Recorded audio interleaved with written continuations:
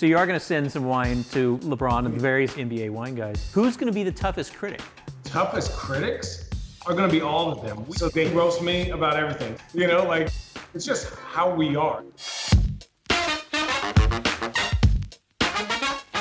Welcome everybody to another bottle service at home. Totally psyched today to be talking to Channing Frye.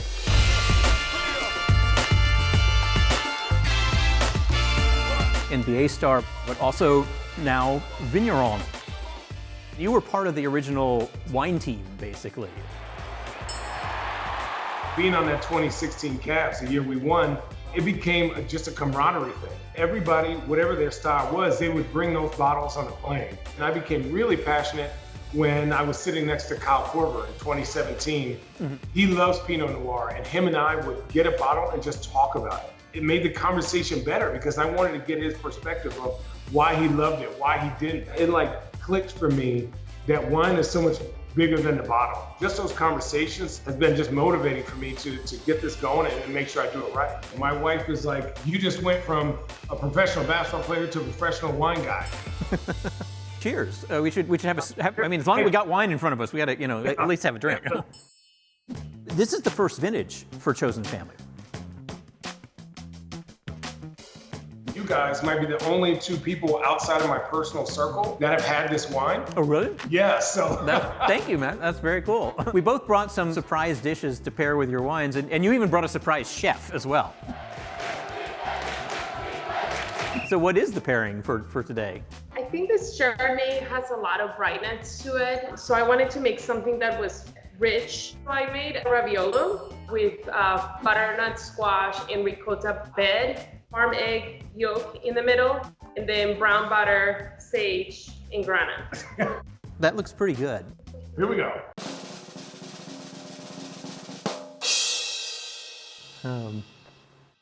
Ridiculous. I got to come to Portland. Clearly. What you got? Duck to me is one of the ultimate foods. I love duck. I feel bad for the ducks because I like to eat them, but that's the way it goes. Basically, I made duck confit tacos, actually. A little bit of 5-spice, some soy sauce, some chicken stock, little crispy duck cracklings made from the skin, and then some poblano salsa. I'm not a chef. This is not pre-tested, so I don't know, it could be a total disaster. Well, nobody will know what it is. I'm gonna go get the other pasta. I'll be right back. The problem with the current era is that we're virtual, and if I were there, I could eat that too, but I'm not there, so I cannot eat that, and it's not very fair. One of my favorite combinations is butternut squash and ricotta brown butter. That sounds fantastic. Basketball's fast and wine is really slow. You shoot, you know if you made it or not. Wine, you harvest it, you make it, you wait 2 years. And I read somewhere that like you first tasted this wine, they shipped it to you and you didn't know that bottle shock was like... Oh. No, so when we bottled it, I was so excited. So I took it home, pop it open, and I smell, and I'm like, this doesn't look good, right? But I'm like, don't worry about it. I take one sip, and all of a sudden, I put my hand on my head like this, and my wife is like, what's wrong? I go, baby, the wine is bad. The wine is bad. Which is awful.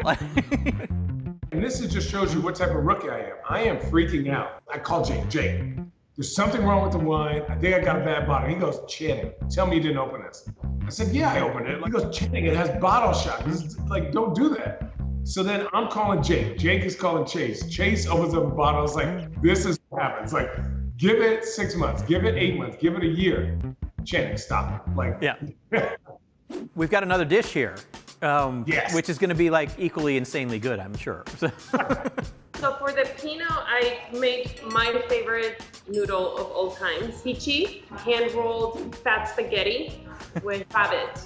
That sounds good. That sounds excellent. Yeah. This is painful. Like the fact that I can't actually be there to eat this is, I envy you. This is my job.